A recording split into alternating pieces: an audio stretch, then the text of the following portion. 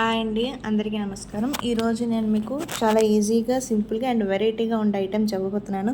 అదేంటి అనుకుంటున్నారా? Jack fruit అండి, పనస పళ్ళతోటి వెరైటీ అండి. వాన బయట పడుతుంది, ఇలాంటి టైంలో మనకు కొంచెం బజ్జీ తినాలని చాలా ఇంట్రెస్టింగ్గా ఉంటుంది. అది డిఫరెంట్గా ట్రై చేయాలి. అదేంటే పనసపళ్ళు ఇప్పుడు బాగా దొరుకుతున్నాయండి. ఈ సీజన్లోని పనస కాయలే ఏకంగా అమ్ముతున్నారు.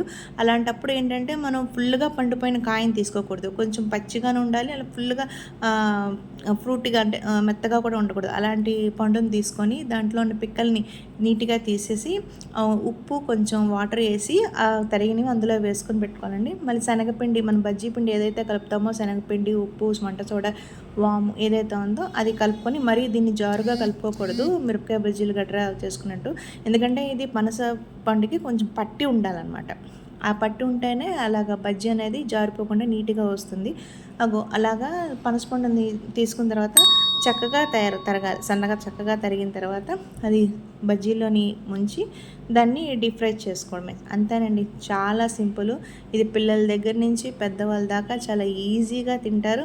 అండ్ ఖచ్చితంగా ట్రై చేయాల్సిందండి. ఎప్పుడు మిరపకాయ బజ్జీ, వంకాయ బజ్జీ, తర్వాత అరటికాయ బజ్జీ ఇలాంటి చాలా బజ్జీలు తిన్నా, కానీ పనస పండుతోటి బజ్జీ అనేది నాకైతే డిఫరెంట్ అనిపించింది. ట్రై చేశాను. ఇది కొత్తగా నిజంగా ఎవ్వరు ఇప్పటికొచ్చి చేయలేదు నాకు తెలిసి. నేనే ట్రై చేశాను.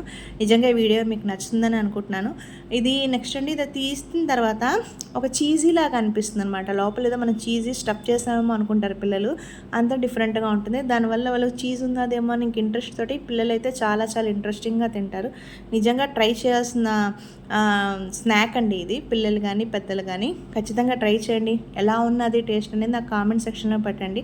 వీడియో కానీ నచ్చితే లైక్ చేయండి, షేర్ చేయండి, సబ్స్క్రైబ్ చేయండి. Thank you.